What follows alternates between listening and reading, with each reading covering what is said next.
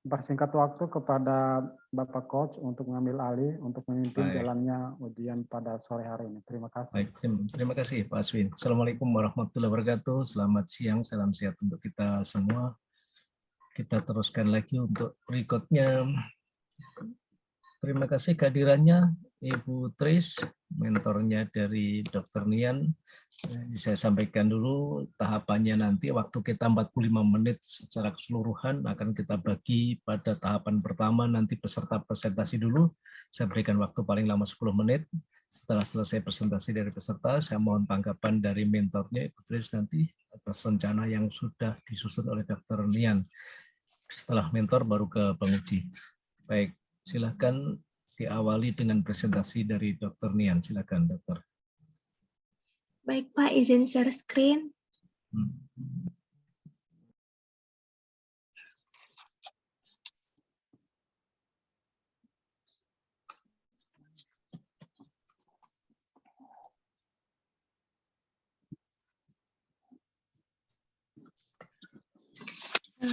Baiklah, Assalamualaikum warahmatullahi wabarakatuh dan selamat siang. Waalaikumsalam.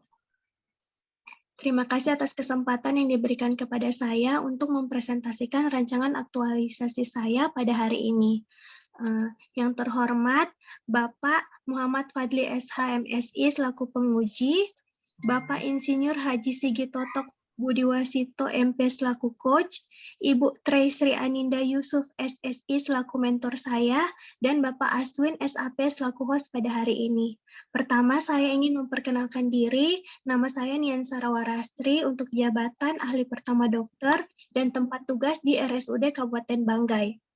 Adapun judul rancangan aktualisasi saya yaitu Edukasi Etika Batuk di Instalasi Gawat Darurat RSUD Kabupaten Banggai. Untuk latar belakangnya sendiri, batuk adalah tindakan refleks yang dilakukan untuk membersihkan tenggorokan dari lendir atau iritasi akibat benda asing. Etika batuk sendiri merupakan tata cara batuk yang baik dan benar sehingga bakteri tidak menyebar ke udara dan tidak menular ke orang lain. Untuk keadaan saat ini, berdasarkan dari data Provinsi Sulawesi Tengah tahun 2020, Banggai merupakan daerah tertinggi kedua setelah Morowali dalam penemuan kasus tuberkulosis atau TBC. Sedangkan kasus TBC di RSUD Kabupaten Banggai sendiri, tahun 2021 itu pasien dalam pengobatan OAT itu sebanyak 59 orang. Dan selama saya bertugas di IGD, saya menemukan masih banyak pasien yang masuk di IGD yang tidak menerapkan etika batuk. Kemudian untuk tujuan aktualisasi, yang pertama meningkatkan pengetahuan masyarakat melalui edukasi tentang etika batuk pada pasien di IGD RSUD Kabupaten Banggai. Yang kedua, menerapkan nilai-nilai dasar ASN guna membentuk ASN yang profesional dan berkarakter. Untuk manfaat aktualisasi, yang pertama bagi masyarakat, memberikan pengetahuan kepada masyarakat atau pasien mengenai etika batuk. Membantu masyarakat atau pasien untuk mengurangi risiko penularan penyakit infeksi, dan menurunkan kasus penyakit infeksi menular.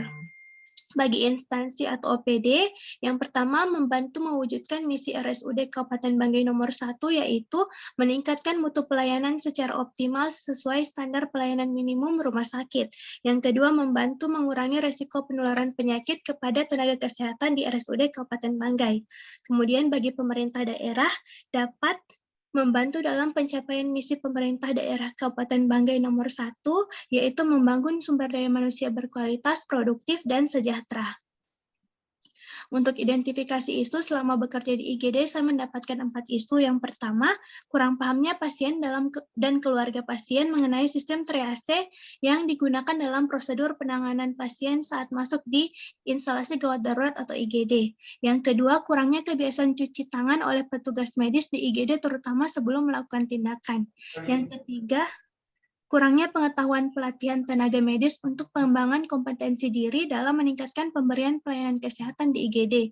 Yang keempat, kurangnya pengetahuan etika batuk pada pasien di instalasi gawat darurat atau IGD RSUD Kabupaten Banggai.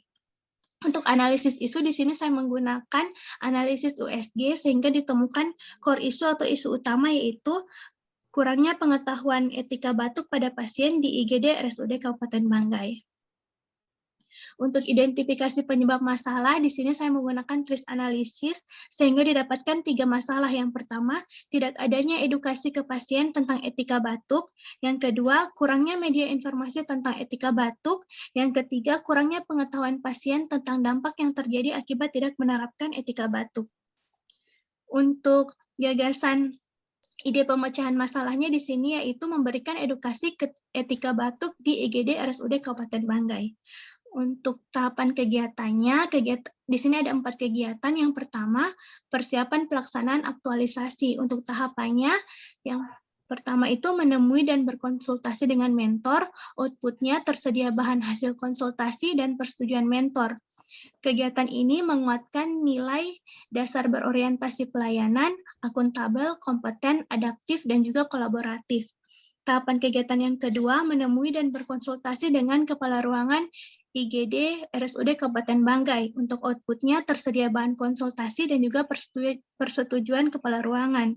Kegiatan ini menguatkan nilai berorientasi pelayanan, akuntabel, kompeten, adaptif, dan juga kolaboratif.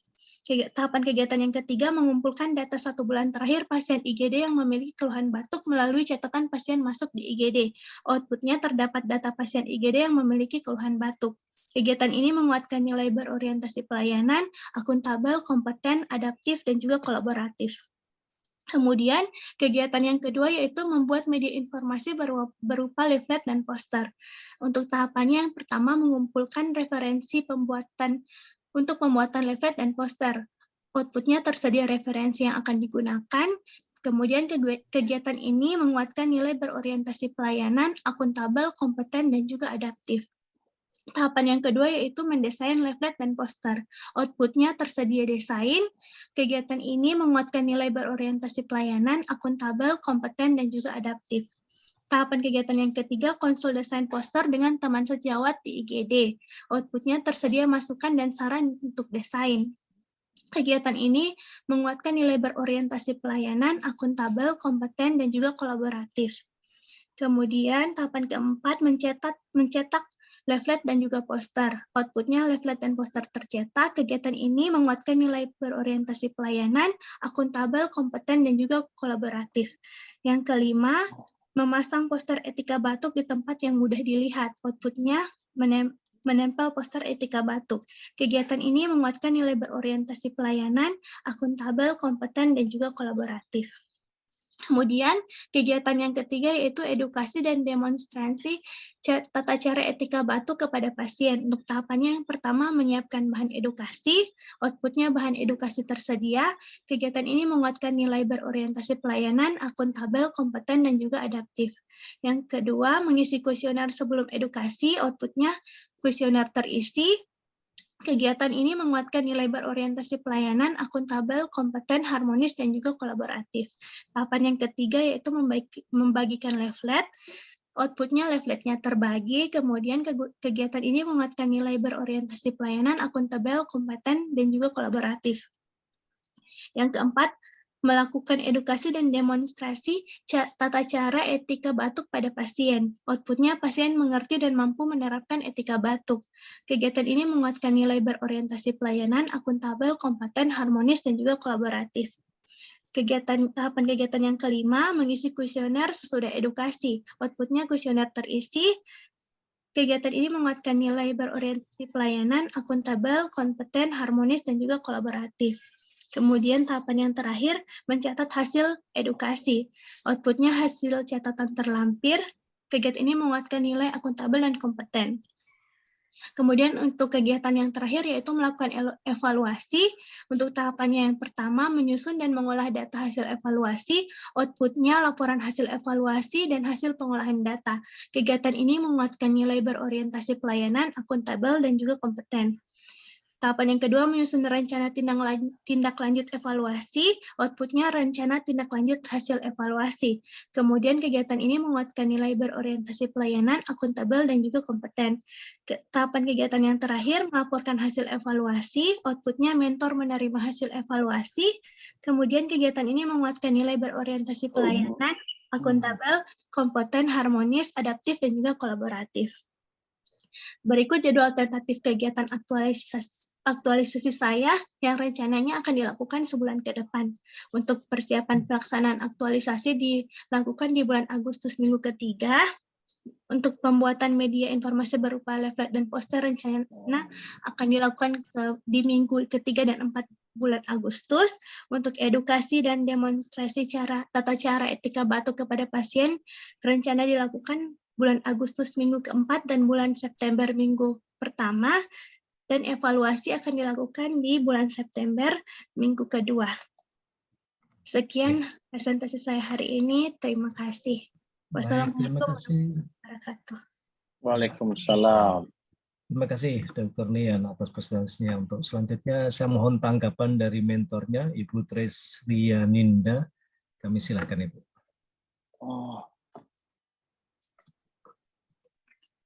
Ya, Assalamualaikum warahmatullahi wabarakatuh.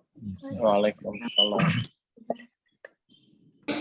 Terima kasih atas kesempatan yang telah diberikan kepada saya untuk menjadi mentor dari Dr. Nian Sarawarastri dengan judul Edukasi Etika Batuk di Instalasi Gawat Darurat RSUD Kabupaten Banggai. Jadi dari hasil beberapa kali bimbingan dari Dr. Nian ini, banyak keadaan di lapangan yang ditemui bahwa kurangnya pasien ataupun keluarga pasien menyadari tentang etika batuk yang baik dan benar. Jadi harapan saya dengan pemilihan judul ini, Dr. Nian bisa memberikan banyak pengetahuan kepada masyarakat ataupun keluarga pasien mengenai etiket batuk, kemudian bisa membantu masyarakat ataupun pasien untuk mengurangi resiko penularan penyakit yang ada di lingkungan sekitar, khususnya tempat bekerja dari Dr. Nian.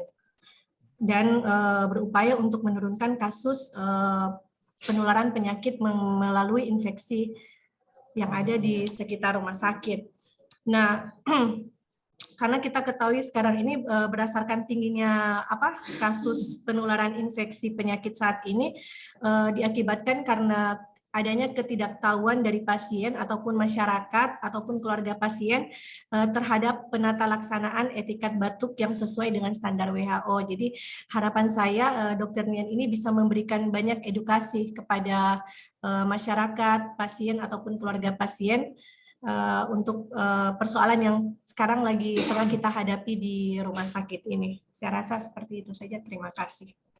Baik, terima kasih Ibu Tresrianinda atas tambahan informasi dan penguatannya pentingnya diangkat permasalahan ini. Untuk selanjutnya kami persilakan kepada yang terhormat Pak Fadli sebagai penguji. Silakan Bapak. Ya, terima kasih. Assalamualaikum warahmatullahi wabarakatuh. Selamat siang. Yang saya hormati coach kita hari ini Pak D, Pak Sigit. Yang saya hormati mentor dari peserta latsar Ibu Tresrianinda Yusuf. Yang saya banggakan peserta latsar kita Dr. Nian Sarawarastri serta host kita hari ini Pak Aswin. Ya, sebuah pelatihan itu menghasilkan nyatakan berhasil ketika peserta latih itu dapat menerjemahkan apa yang harapan-harapan dari pelatihan. Di sini Dr. Nian mampu melakukan pengamatan dengan baik, melihat selama bekerja dan menemukan beberapa permasalahan tentang penanganan kesehatan, terutamanya di rumah sakit RSUD Luwuk. Baik secara latar belakang dan juga data penunjang ini juga sudah jelas terurai sampai kepada manfaat dan tata cara penunjukan dengan metode-metodenya. Saya langsung sentuhan di sini masih ada juga OPD ya di situ masih ada OPD. Jadi berdasarkan PP nomor 18 tahun 2018 tentang perangkat daerah, maka organisasi perangkat daerah saat ini disebut saja perangkat daerah. Cuma memang kadang kita lebih asik, sebelumnya itu OPD itu lebih enak disebut daripada PD. Tapi karena penulisan sudah terbit PP-nya, jadi kita perangkat daerah saja. Selanjutnya, tahapan-tahapan juga sudah jelas tergambar. Saya hanya ingin lebih kepada edukasi yang berkelanjutan di sini. Jadi saya salah satu tahapan. Sini rumah sakit itu biasanya menggunakan SPM, standar pelayanan minimal. Cara-cara bekerja rumah sakit itu dia biasanya melihat dari SPM. Jadi mengejar target-target SPM. Apakah dalam hal ini penanganan preventif terhadap batuk ini dia juga masuk dalam salah satu SPM rumah sakit. Kan kalau di rumah sakit itu ada SPM, ada indikator-indikatornya yang biasanya dipakai untuk akreditasi. Nah, biasanya itu pelayanan, ada pelayanan di IGD. Tapi ini cuman pertanyaan saya, kalau terhadap penurunan promotif dan preventif ini ada, maka itu bisa sangat baik karena SPM-nya juga selain edukasinya bisa terpenuhi, SPM-nya juga dapat. Gimana? Langsung. Ya, baik Pak. Untuk standar pelayanan minimal di rumah sakit untuk preventif dan promotif, ada Pak, tapi belum dilakukan. Selama ini untuk IGD belum ada yang tentang etika batuk Pak. Hanya di polis saja biasanya. Oh iya. Ya, nanti dia biasanya kalau dia nyantol ke, kan ada beberapa itu untuk pelayanan di IGD. Tapi nanti silakan ya. Kalau ada, ya bisa dimasukkan dalam tulisannya. Iya Pak. Oke, itu bagian dievaluasi di bagian perencanaan itu. Ya, selanjutnya tahapan-tahapan ini sudah ini, dan juga saya pikir tadi mengumpulkan data. Saya cuman sedikit tentang nilai-nilai ASN. Tadi mengumpulkan data, di situ mengumpulkan data bisa dilihat, Dok. Izin share screen Pak, tapi. Di situ ada nilai-nilai yang dicantumkan. Ya, berorientasi pada hasil, ya. Ya, nanti ya itu bisa di ini nilai-nilai yang mengumpulkan data itu ada berorientasi pada hasil. Kalau silakan bisa kenapa memasukkan nilai 4 nilai itu?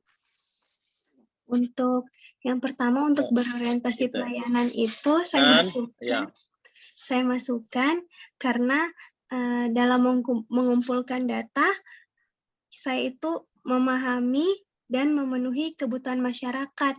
Maksud saya di sini untuk mengumpulkan data untuk mengetahui berapa banyak nanti saya akan mencetak leaflet yang akan berapa banyak kira-kira pasien yang 1 bulan terakhir ini masuk, kan rencananya rancangan aktualisasinya ini untuk 1 bulan. Jadi saya memperkirakan berapa banyak akan saya cetak leaflet untuk saya bagikan pada saat edukasi melalui data banyaknya pasien yang 1 bulan terakhir itu, Pak. Makanya saya masukkan berorientasi pelayanan. Oke, pelayanan. Ya. Selanjutnya di situ ada akuntabel. Maksud saya akuntabel yaitu mengumpulkan data dengan bekerja dengan bertanggung jawab, Pak. Oke. Selanjutnya Dok, ada kompeten. Untuk kompeten di sini saya melakukan tugas ini dalam mengumpulkan data dengan kualitas terbaik yang saya miliki. Ya. Selanjutnya adaptif. Untuk adaptif itu saya bersifat proaktif dalam mencari data karena datanya di sini kalau untuk dokter biasanya tidak melakukan pendataan banyaknya pasien yang masuk, yang ada itu perawat yang menulis. Jadi saya proaktif ke perawatnya untuk meminta datanya itu, Pak, mencari datanya. Oke. Selanjutnya kolaboratif. Yang kolaboratif itu tadi bekerja sama dengan perawat yang menulis data pasien yang masuk, Pak. Ya. Bekerja. Jadi salah satu harapan dari pelatihan ini adalah bagaimana nilai dasar ini bisa diterjemahkan dalam rancangan aktualisasi atau bagaimana menganalisis dan juga dibiasakan ke depannya sehingga ke depan ini menjadi suatu kebiasaan dalam menganalisis maupun dalam bekerja. Saya pikir dokter juga sudah paham kenapa memasukkan itu dan memang itu sesuai dengan dari paduan-paduan dan nilai-nilai dasar. Sedikit untuk demonstrasi, Dok. Bisa di stop screen? Oke, di sini demonstrasi. Ada demonstrasi terhadap dengan pasien-pasien. Seperti apa ini, Dok? Cara demonstrasi edukasinya? Menemui Maksudnya, pasien-pasien? iya Ada Pak, tahapan kegiatan, ya. Ya, silakan. Pak langsung mempraktekkan secara langsung. Misalnya yang pertama kita harus menggunakan masker. Jadi di depan pasien bawa masker, terus ketika batuk yang pertama itu menggunakan masker. Yang kedua, ketika batuk kita harus menutup mulut dan hidung menggunakan lengan atas bagian dalam jika tidak ada masker. Kemudian jika ada tisu, kita boleh menggunakan tisu dengan menutup mulut dan hidung saat batuk menggunakan tisu. Kemudian yang ketiga itu, keempat itu tisu itu dibuang di tempat sampah.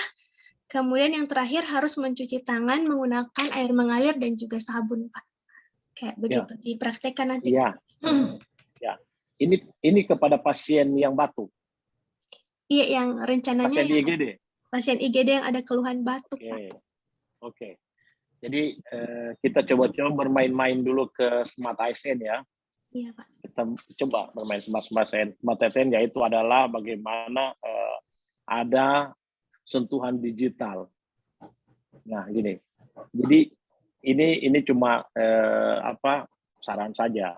Tapi nanti dilihat dengan kemampuan soal waktu dan nanti apakah memang dimungkinkan bahwa sekarang dokter punya pasien-pasien nanti kan yang pasien batuk.